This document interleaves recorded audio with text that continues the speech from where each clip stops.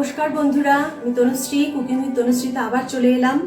আমরা এখন খুব কঠিন পরিস্থিতির মধ্যে দিয়ে যাচ্ছি আর সবাইকে আমাদের একসাথে এর জন্য লড়াই করতে হবে।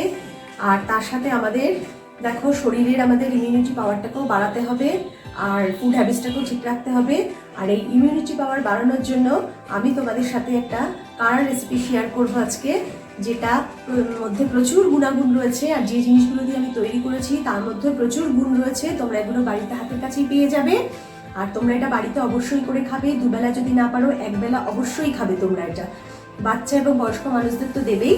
তাহলে চলো আমার সাথে আমি কিভাবে কাড়াটা তৈরি করেছি তোমাদের সাথে শেয়ার করছি, আমার সাথে থাকো।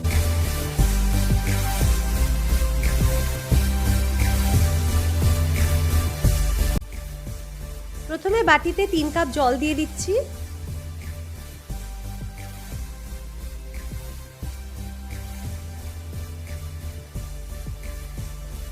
এরপরে এর মধ্যে কিছু তুলসী পাতা দিয়ে দিলাম। এবারে এর মধ্যে একটা তেজপাতা হাফ করে দিয়ে দিলাম। তারপরে আদাটাকে একটু থেতো করে দিচ্ছি, কিছু দারচিনি, লবঙ্গ আর দেব গোলমরিচ। এবারে সব জিনিসগুলোকে 5 থেকে 7 মিনিট অবধি ফুটতে দেব।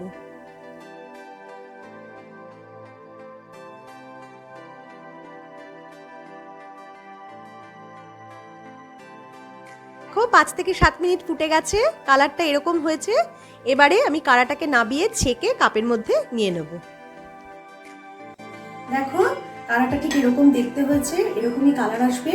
তোমরা এইভাবেই বাড়িতে করবে, প্রচুর গুণ রয়েছে এর মধ্যে। আর একটা কথা বলে রাখি, যে যদি তোমাদের এটা খেতে অসুবিধা হয় তাহলে তোমরা অবশ্যই এর মধ্যে একটু মধু মিশিয়ে খেতে পারো, কোনো অসুবিধা হবে না, খুব ভালো লাগবে। বাচ্চাদেরও তার জন্য ভালো লাগবে, কারণ ওরা এটা নাও খেতে পারে। এটা তোমরা অবশ্যই বাড়িতে করবে। আর আমার ভিডিওগুলো যদি তোমাদের ভালো লেগে থাকে তাহলে অবশ্যই লাইক আর সাবস্ক্রাইব করতে ভুলবে না। আর আমার রেসিপিগুলো তোমরা দেখতে থাকো, আমার সাথে থাকো। আজকে আসি, ভালো থেকো, সুস্থ থেকো, নমস্কার।